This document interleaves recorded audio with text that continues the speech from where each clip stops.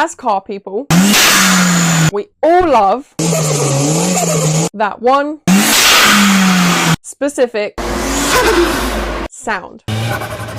You guessed it, turbochargers. The one flutter that actually gives me butterflies. Hi, I'm that car chick, and today I'm here to explain to you how turbos work in a simple, uncomplicated way. A turbocharger is one way of forced induction into an engine. Now, a naturally aspirated engine fills up with air due to changes in atmospheric pressure. So air travels from a high pressure to a low pressure, just like heat travels from hot to cold. A forced induction engine, on the other hand, forces air into the cylinder at a higher density. As we have learned previously, an engine sucks in air and fuel, compresses it, combusts it, and then releases the exhaust gases through the exhaust system. Now, for an engine to have more power, we need it to have more air and fuel. It's all good to get performance air filters and bigger air intakes, but to get the power you really want, you need a lot more air supply than a naturally aspirated engine can get. This is because the more air you have in an engine, the better you burn the fuel, and better fuel burning means more power. Now, to get more air, that's where forced induction comes into play. Turbocharging. This is how you get an increase in power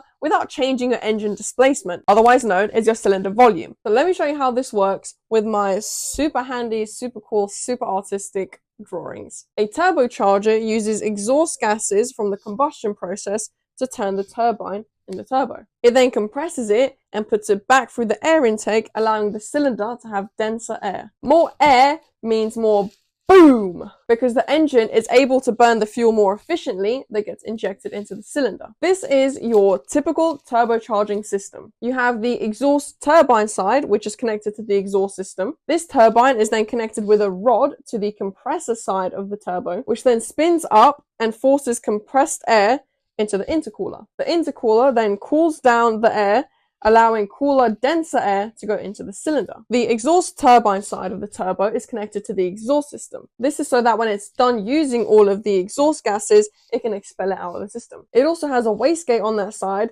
which opens and closes as it controls boost pressure. It gets told by the ECU what the boost pressure should be, and when it reaches its desired boost pressure, it opens up the wastegate, allowing the exhaust gases to go out through the wastegate rather than through the turbine. As if all of the exhaust gases went through the turbine, it would create an insane amount of boost pressure and potentially damage the engine or the turbo. So the waste exhaust gases go through the wastegate. There is also a blow-off valve that is on the air inlet side, so that when the valves close, all of that unwanted air pressure doesn't have to go back through the turbine, it just goes straight out. Boom! System. Now let's go through it in more detail. As you know, your engine goes through the combustion process. This is normally nowadays the 4-stroke Otto cycle process. The exhaust gases are then taken through to the exhaust turbine side of the turbocharger. The exhaust gases then go through this turbine and spin it up really, really quickly, and when the exhaust gases are done, they are then expelled into the exhaust system through the catalytic converter, taking out all the nasty crap. The wastegate, as I mentioned, controls boost pressure, so the turbine doesn't spin up too quickly. So once the turbo has reached its desired boost pressure, this wastegate opens so that most of the exhaust gases flow out of the wastegate rather than having to go through the turbine and out of the exhaust system. The exhaust turbine is connected via a rod to the compressor wheel. As the exhaust turbine turns, this also then makes the compressor wheel turn. As the compressor wheel starts to spin, it then sucks in loads of air through your air intake system, which is also why, especially for turbo cars, it is crucial to have a really clean air intake system so the air can pass through easily. The compressor wheel spinning charges up that air and shoots it through to the air inlet side of the engine. By going through this compression process, it allows the air that is entering the engine to be a lot more dense and have a lot more oxygen molecules. The more oxygen in your engine, the quicker the fuel burns in the cylinder. The quicker it burns, the bigger the bang it makes, the more power your car has. Now, we all know the famous turbo flutter sound.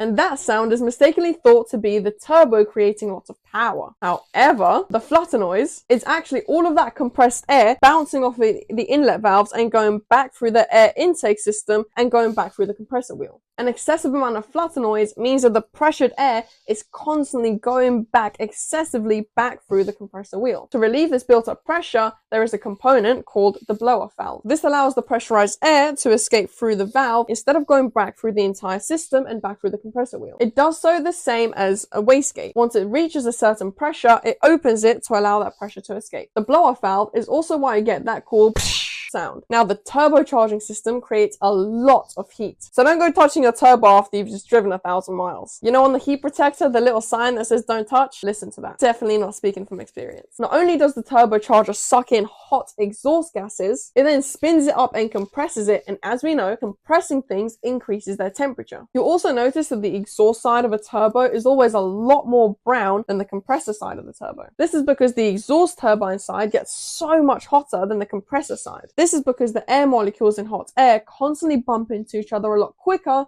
which creates more friction, which creates more heat. However, heated up air is actually a lot less dense than colder air. This is because air molecules in heated up air are just bouncing around everywhere like crazy and actually has a lot less oxygen molecules in a certain amount of volume. So we need to find a way to cool the air down. The cooling of air then takes a large mass of hot air and creates it into a denser, large mass of air. So this is where the intercooler comes into play. It sits on the inlet side of the engine between the turbocharger and the cylinder. The hot air goes from the turbocharger through the pipes and into these little passageways in the intercooler known as fins. As the car is driving, the cold air from the atmosphere passes through these fins and allows the air to cool down. This is because heat transfer happens, and as we know, hot air goes from a hot temperature to a cold temperature. So all of that heat is then taken away from those fins and into the atmosphere, which then in turn cools down the air just before it goes into the cylinder. This is why intercoolers are normally sat at the front of the engine by a bumper as well as your radiator. Okay, so why is it that when I put the pedal to the metal, that forced air doesn't create instant power? This is because of a turbocharger downside called turbo lag.